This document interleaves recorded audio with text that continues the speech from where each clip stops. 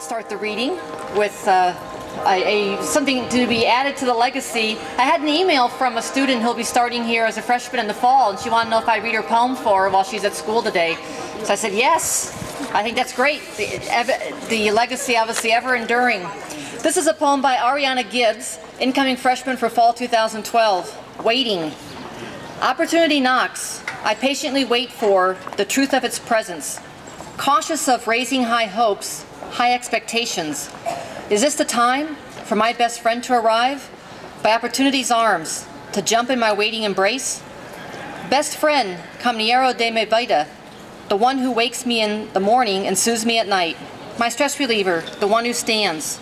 Strong as I cry out all, my problems and fears, my friend, big or small, an illusion of my hope opportunity created after all.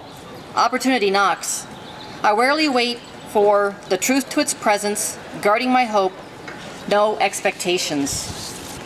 We have several people here to read. I'm going to turn it over to Kathleen Brady from Advancement, who's going to read a poem from the legacy. And I think after that we've got Scott Guenter who's going to read a poem from the legacy, and then we'll turn it over. We've got many readers sitting out there, and we'll let you all get your chance here. If anybody would like to read and wants a poem, I've got many up here. If you've got your own, just let either me or Professor Soldowski here, and we'll get you into the agenda today. Thank you very much.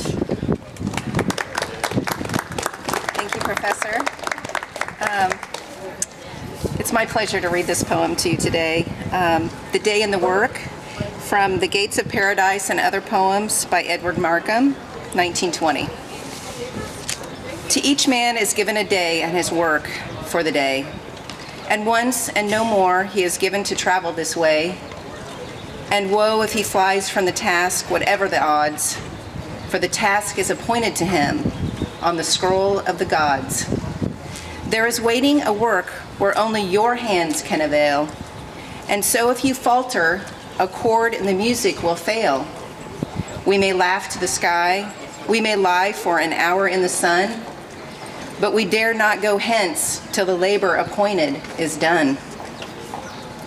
To each man is given a marble to carve for the wall, a stone that is needed to heighten the beauty of all. And only his soul has the magic to give it a grace, and only his hands have the cunning to put it in place.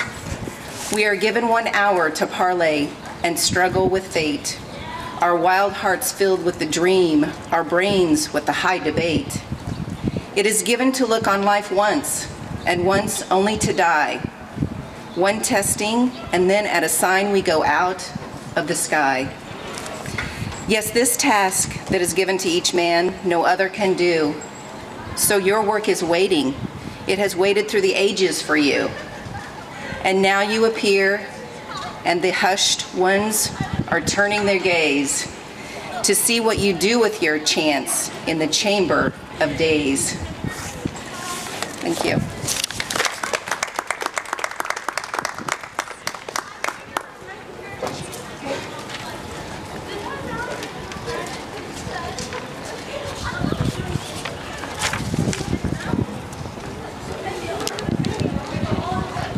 Thank you, Professor Soldowski. I'm going to read a poem today that was created by Professor Bland, who we just heard about, who was one of the great forces for poetry here decades and decades ago. And his spirit lives on in the people moving around us right now, and in the symbol of Tower Hall behind us. This poem he wrote for his students who are going out to be teachers of young people throughout California. Many of my students are liberal studies majors who are going out to be teachers of young people in California at this crucial time. And I chose this poem by Professor Bland because I share his hope that the future of California will be bright, and to help make it better, schools like San Jose State need to continue to help create the great teachers of tomorrow. So here's Professor Bland's poem. To my students, though you go and come like the tide that runs on the rocky shore, though you loiter but for a moment, and vanish forevermore. Yet the rocks of the grim old seacoast you mold and you soften and whirl, till clear and white on the wave line lie the drifts of the memory pearl. And the broken cliffs of endeavor you heal with the mild sea cove, and the gray bleak crags of the headland you dash with the snow surf of love. And thus, in and out forever, you sweep and eddy in glee, till the rough old granite boulder is deep in the calm of the sea.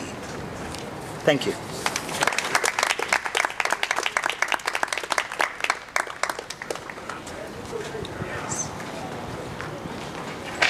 So I guess I'll take this opportunity to read Outwitted by Markham, which is actually on the plaque on Tower Hall. Outwitted.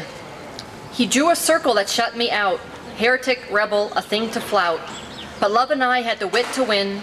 We drew a circle that took him in.